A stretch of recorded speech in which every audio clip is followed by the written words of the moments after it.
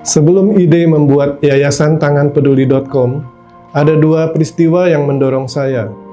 Saya ingat di bulan Juni yang lalu, ketika sedang mandi pagi. Tiba-tiba saya teringat teman saya Maria Rosa, yang punya panti anak dan panti jompo, dan kadang saya kunjungi. Bagaimana ya keadaan mereka setelah pandemi berlangsung sekian lama?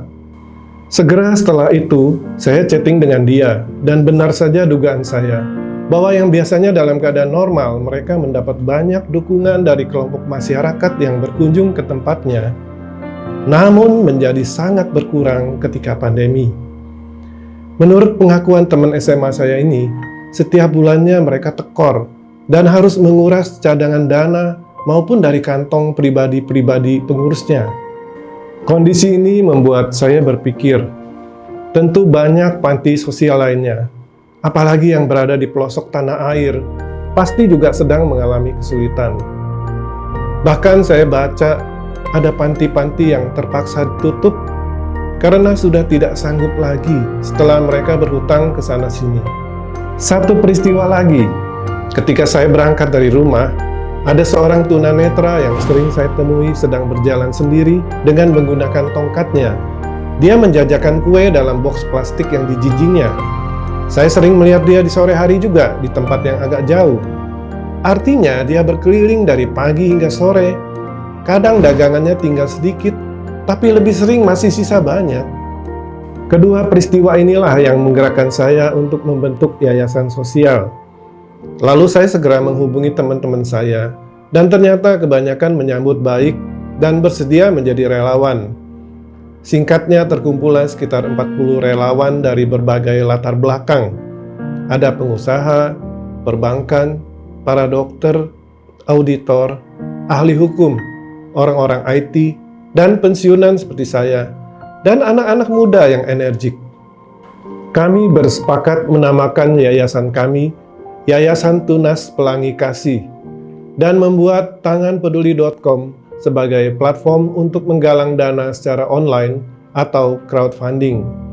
Kami akan fokus di bidang sosial dan bidang kesehatan. Kami menetapkan bahwa yayasan kami tidak akan terlibat dalam kegiatan yang mengandung sara maupun politik. Kami berusaha memisahkan dana operasional yayasan dengan dana untuk donasi.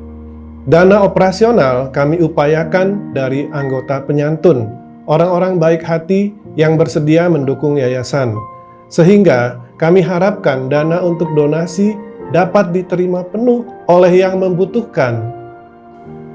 Mungkin yang menjadi pembeda antara tanganpeduli.com dengan yayasan sosial lainnya adalah kami menempatkan panti-panti sosial yang nantinya bisa dari seluruh Indonesia, bukan sebatas campaign saja lalu hilang. Tapi nama-nama panti yang terseleksi akan ada terus di website kami, sehingga setiap saat para donatur dapat menyumbang ke panti tertentu yang dia tuju. Setiap awal bulan, kami akan mentransfer hasil donasi bulan sebelumnya kepada panti-panti yang ada penyumbangnya.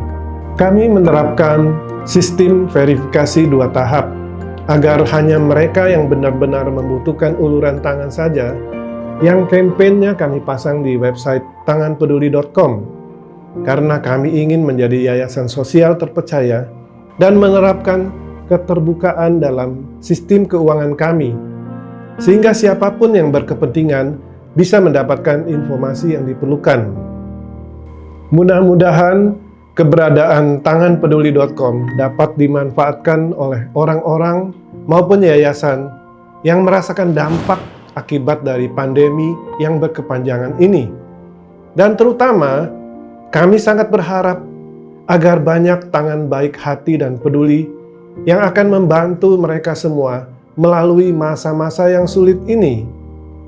Semoga semua usaha yang sedang kami upayakan ini mendapat restu dari Tuhan Yang Maha Kuasa, dan kami berharap mulai bulan Oktober 2021, tanganpeduli.com sudah bisa memulai karya sosialnya yang pertama dengan melakukan penggalangan dana untuk membantu 60 panti sosial di Jakarta dan di Jawa Barat. Semoga rekan-rekan Maria Rosa, para pengelola panti sosial, dapat terbantu, dan semoga orang-orang tersisihkan di sekitar kita, seperti si tunanetra yang saya ceritakan di awal, dapat terbantu dengan keberadaan tanganpeduli.com. Amin.